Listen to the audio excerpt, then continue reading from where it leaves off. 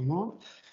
Alors, je suis très heureux d'être parmi vous pour présenter ma communication aujourd'hui qui parle d'une troupe de danseurs musiciens folkloriques à un archipel qui s'appelle l'archipel Qarqna, qui est face à la ville de Sfax et en Tunisie. Je vais essayer d'être bref. Je vais essayer en tout cas.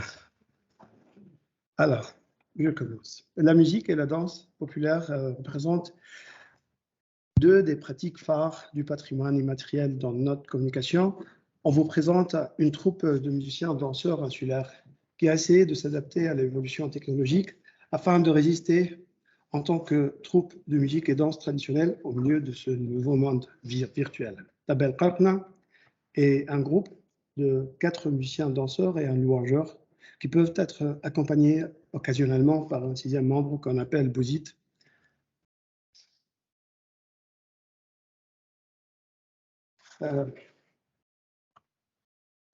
Bouzid qui réalise des figures acrobatiques et artistiques sur des mélodies de la troupe. Il est considéré, comme un groupe, il est considéré comme un des aspects identitaires socioculturels de l'archipel de Qarqna, situé en face de la ville de Sfax. Cette troupe colporte le patrimoine immatériel, artistique, musical et dansant et le transmet de génération en génération. Entre ces différents membres s'établissent des relations diverses et complexes qui varient entre l'entraide et la rivalité. Chaque musicien prend son nom de l'instrument qu'il utilise. On l'appelle Zakar, le joueur de Zukra. Zukra, c'est un instrument avant, à hanche double. L'anche est souvent faite de roseau. Et Tabel pour désigner le joueur de Tbal. Le Tbal, c'est un genre de tambour, c'est un instrument de percussion à 2 membranes en peau de chèvre serré sur un anneau en bois, ou drepki, c'est celui qui joue à la derbouka, instrument de percussion fabriqué en forme conique, en céramique, sur cette forme sur laquelle on fixe une membrane en peau de chèvre. Ces musiciens danseurs se positionnent selon un ordre prédéfini, hérité depuis plusieurs générations et respecté de tous. La place de droite est réservée au maître Tabel l'Arf en arabe. Ensuite, on trouve le maître Zakar l'Arf, à côté duquel se tient le Zakar apprenti ou second.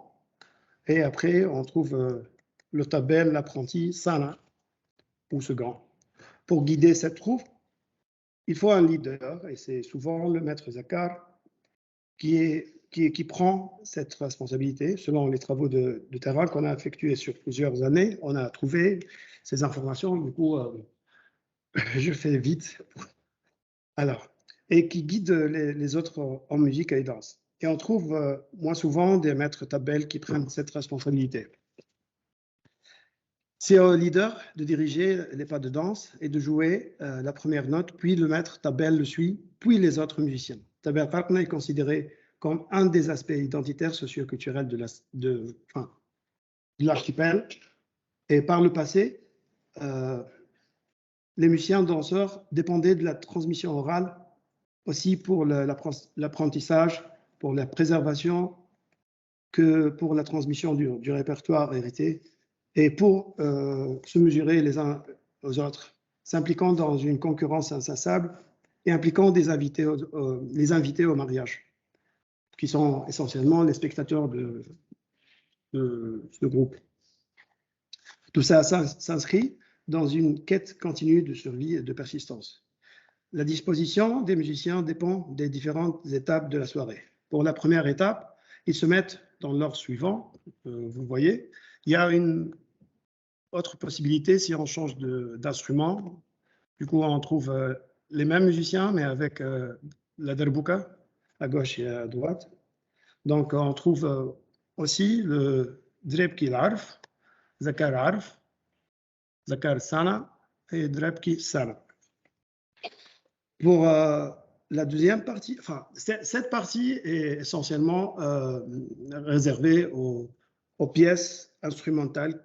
Déjà, pour ce type de musicien populaire, c'est typique d'avoir des pièces instrumentales. C'est rare. En Tunisie, on trouve rarement des pièces instrumentales de musique populaire. Pour la deuxième étape de la soirée, la disposition change. On peut trouver, enfin, excusez-moi.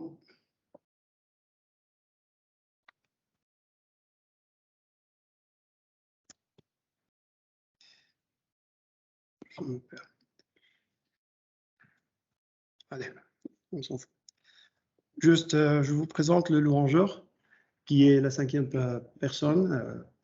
C'est pas un musicien, c'est pas un joueur d'instrument, mais c'est plutôt un chanteur et qui fait des présentations dans les entr'actes. Je vous montre.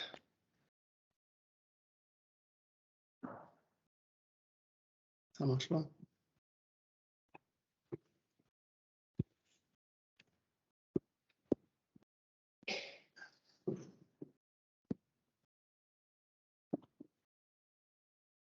Je vais faire ça manuellement. Il faut juste que je le partage par contre.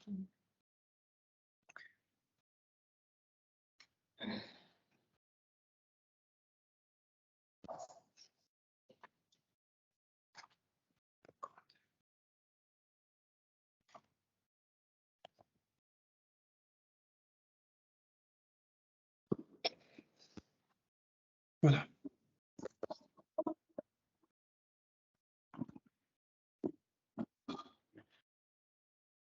C'est pas grave. Oui, c'est juste que je dois le partager Oui, pour oui, que les gens puissent le voir ici.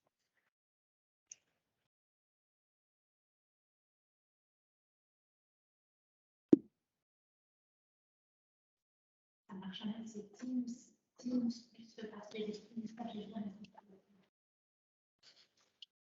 Non, c'est pas ça. Ça marche. Cette solution, alors, c'est d'éteindre Teams. Non, non, bah, ça fonctionne, il faut juste que je puisse. Ici. Là. Voilà. OK. OK. Et ça, je vais mettre ça par ici.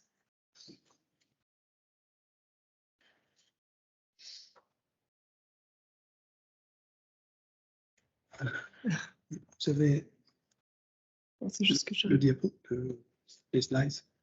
Oui. Vous voulez le flash pour...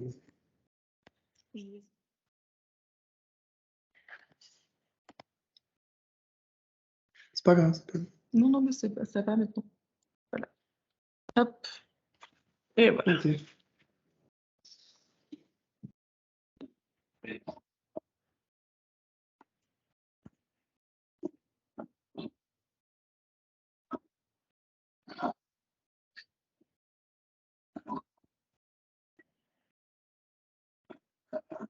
Cache.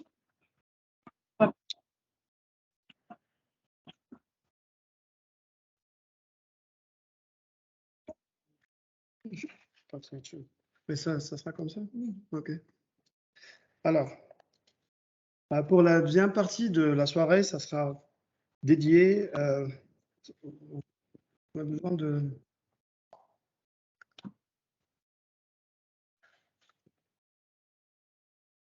Ça marche pas.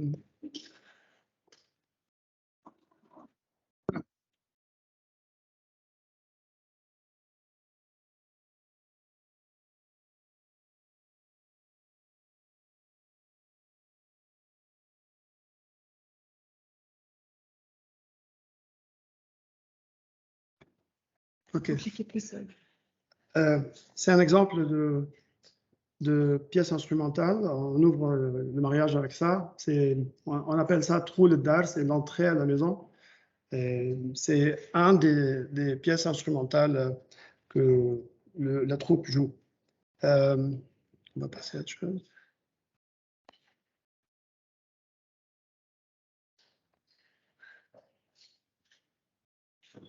faut cliquer plus à droite en fait. Ok.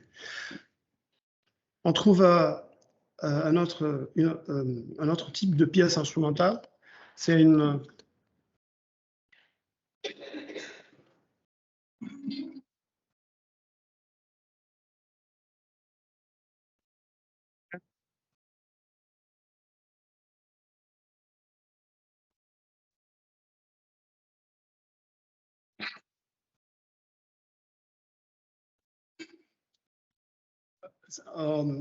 dans cette pièce, on utilise le tbal avec des mains. Mais on trouve aussi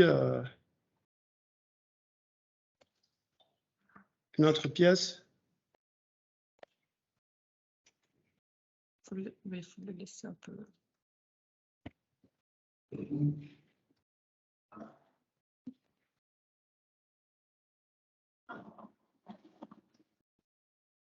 Avec le même instrument, mais avec du bâton.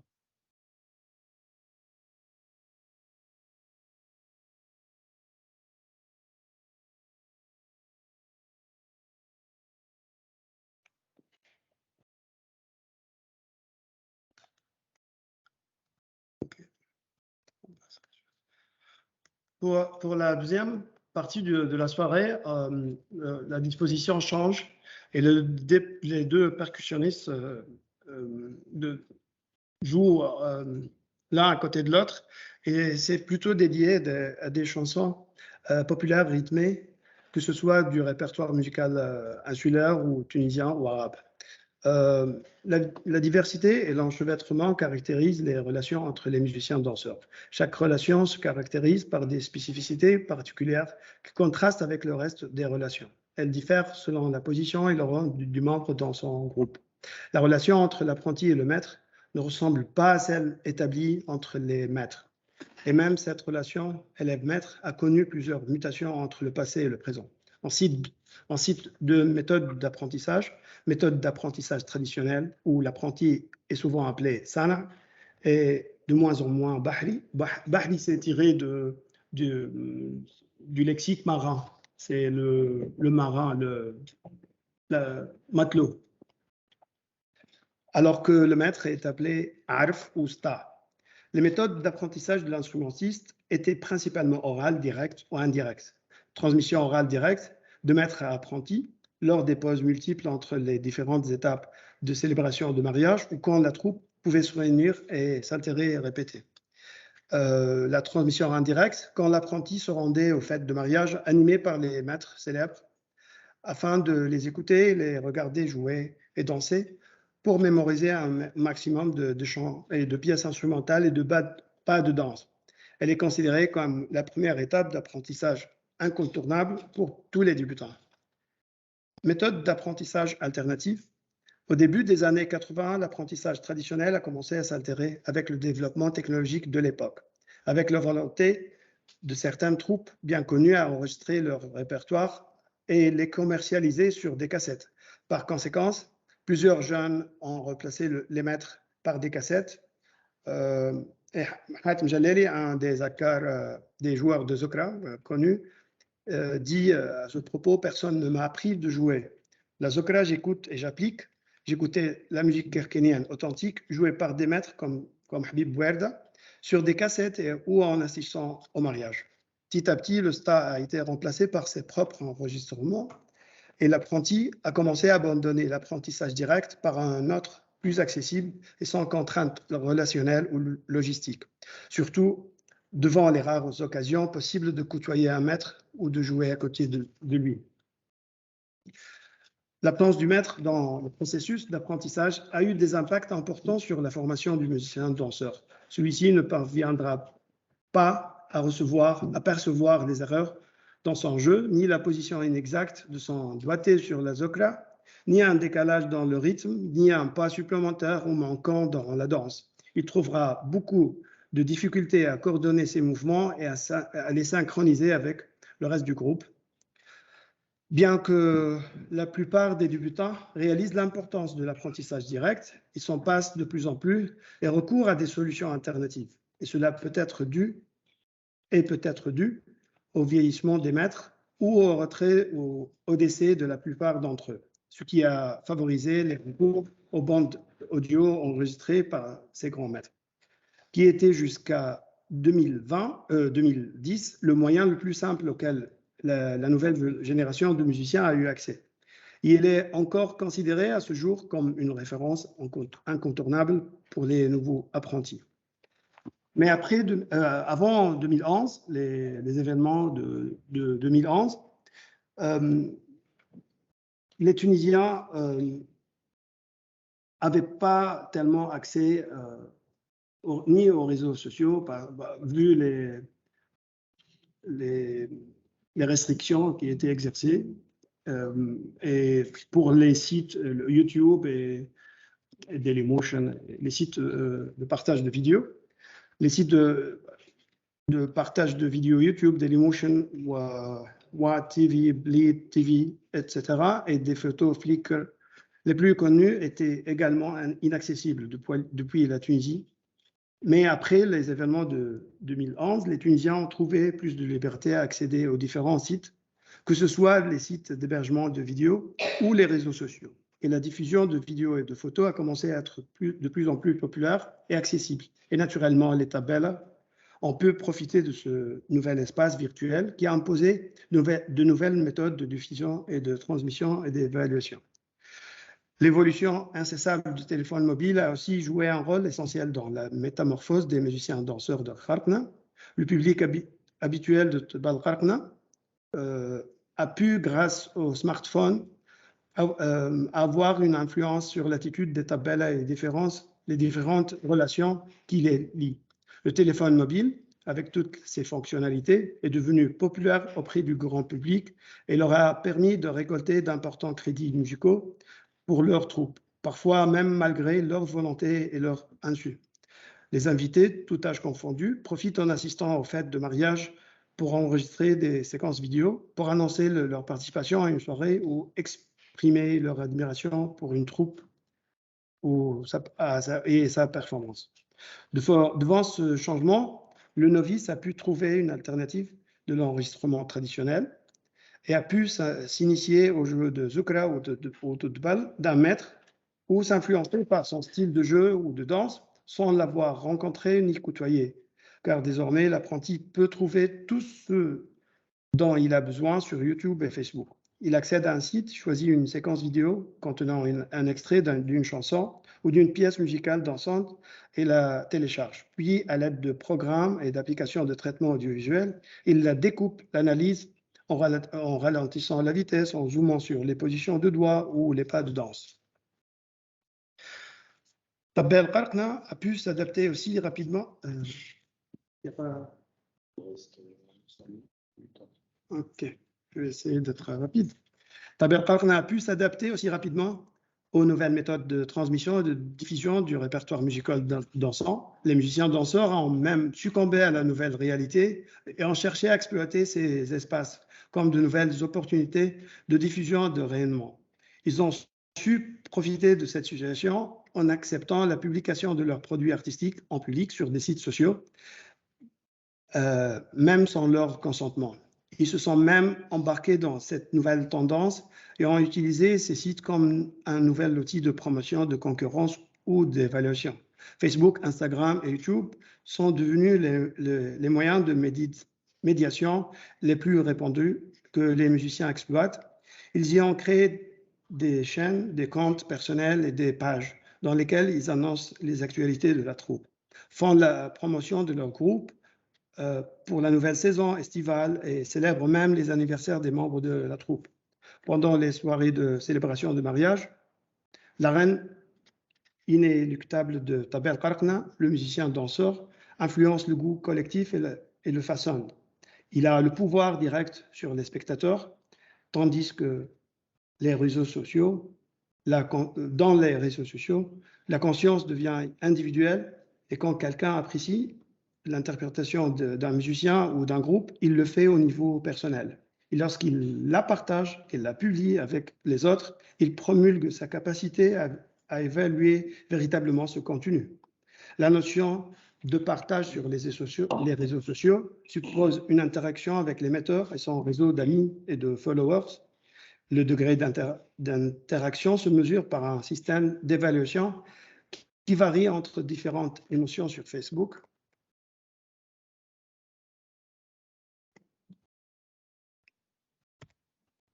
J'aime, j'adore, j'aime pas, et ça. Mais et sur Instagram, j'aime, je commente ou je partage. Sur YouTube, j'aime, j'aime pas. Je partage aussi, je peux partager. Selon les différentes icônes cochées, se fera l'évaluation de la vidéo, de la performance des musiciens danseurs en public et devant tous les utilisateurs de ces réseaux. Et de cette façon, ils retrouvent la capacité à influencer le processus de conditionnement de la conscience, qui est un élément de la pérennité du groupe. Au passé, l'évaluation hors des fêtes de mariage se faisait aussi par les aventures honoraires que les chefs de troupe recevaient tout au long de l'année avant la saison estivale. De cette manière, le calendrier était un des critères d'évaluation du groupe. De nos jours, ces nouveaux moyens de communication permettent aux musiciens d'avoir une idée sur les échos de sa troupe et de la valeur de ses produits chez l'autre. L'évaluation, devenue liée au nombre de vues, de j'aime et de partage, le musicien s'assure de rester en ligne et présent de manière fréquente pour pouvoir suivre le nombre de followers et les différentes interactions avec leurs produits téléchargés. Je passe à autre chose. Alors, je vais résumer, je vais passer à un exemple que j'ai suivi depuis des années. En suivant depuis des années des musiciens danseurs sur des différents réseaux sociaux et en ayant conscience de quelques mésententes conflictuelles entre eux, on a pu collecter plusieurs posts intéressants à notre travail et on a pu suivre l'évolution du conflit du début jusqu'à la résolution du problème. On a suivi les pages et comptes d'un Zakar et d'un Tabel qui faisaient partie d'un même groupe pendant plusieurs années et qui, à cause d'une discorde survenue lors de l'élaboration d'un projet artistique culturel, se sont échangés pendant plusieurs mois des messages et des insultes implicites qui ont évolué, entre autres, à cause des interactions des followers. Du coup, on va trouver beaucoup de posts en arabe où on trouve des métaphores, des insultes implicites, mais pas directes. On ne cite jamais le nom de l'autre. Et ça a continué jusqu'au mois d'avril. Ça a commencé en janvier, après en avril, et d'année en année, ça a continué.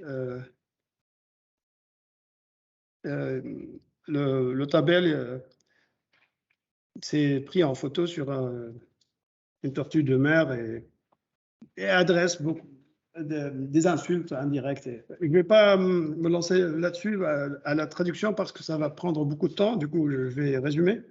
Les publications se sont succédées de mois en mois et d'année en année. Jusqu'à nos jours, le conflit n'a pas cessé d'évoluer, de prendre un aspect purement virtuel, caractérisé par des allusions et des insinuations, sans pour autant citer les noms des concernés. On a même relevé que malgré ces échanges, les deux musiciens continuaient à travailler ensemble occasionnellement et même à aller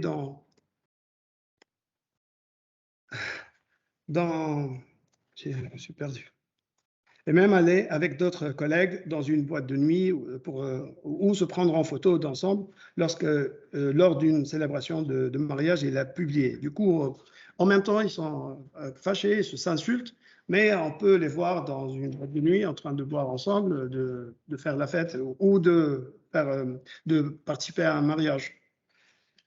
La discorde était gérée plus ouvertement sur les réseaux sociaux que dans la vie réelle. Et les deux musiciens cherchaient plus à prendre des prises de position virtuelles, Peut-être que le soutien auprès des amis et des followers importe plus pour eux, et c'est avec lesquels ils mesurent leur notoriété, leur popularité. Une des manœuvres que le Tabel a faites, qui était une réaction à son rejet à sa troupe initiale, dont le Zekar fait partie, était de changer le nom de page de l'ancienne troupe par celui de la nouvelle qu'il a accueillie, en utilisant les anciennes photos et publications et en profitant de toute la liste des fans comme clients potentiels. J'ai fini. Je finis, j'ai dit. Juste la grande. Ouais, ok, merci. Alors, Tabel Qarna, troupe de musique et danse populaire insulaire, a pu s'adapter à tous les changements et mutations qui ont pu se faire au fil du temps et s'acclimater avec la révolution technologique depuis les années 80 du siècle dernier, que ce soit dans l'apprentissage du métier en musique et danse ou dans sa pratique et sa diffusion. L'apprentissage qui était basé sur la transmission orale, qui dépendait du duel classique maître-élève, a commencé à changer avec les premières technologies audiovisuelles popularisées, les caméras et les enregistreurs audio. L'apprentissage a commencé à rompre avec le duel traditionnel et l'élève a commencé à se détacher du maître en le remplaçant par une cassette audio ou VHS. Dès l'apparition de téléphones portables avec caméra et l'accès plus facile à l'enregistrement, le domaine de Tabel Qarna a vu une grande tournure et l'élève n'a plus besoin de maître dans le processus d'apprentissage. Concernant la vie professionnelle des musiciens danseurs, leur célébrité et leur notoriété dépendaient des méthodes ancestrales de bouche à oreille. La réputation d'un musicien se construisait petit à petit dans l'archipel vu le peu d'habitants et de troupes. Avec l'apparition de réseaux sociaux, Tabel Qarna a subi une métamorphose totale. Les moyens de diffusion et de propagation ont complètement changé et même les critères d'évaluation ont été substitués. Avant l'évolution de la performance du musicien danseur de la part des l'évaluation, pardon, excusez-moi, l'évaluation de la performance du musicien danseur de la part des invités était directe. Sur le terrain, dans les fêtes de mariage, avec les réseaux sociaux, les critères d'évaluation ont changé et ont commencé à prendre de nouveaux aspects, comme le nombre de fans, de followers, de vidéos, de photos partagées et le degré d'interaction avec elles. Le nombre de j'aime, de j'adore, commentaires, partages et même les disputes et les rivalités se feront désormais virtuellement. Merci.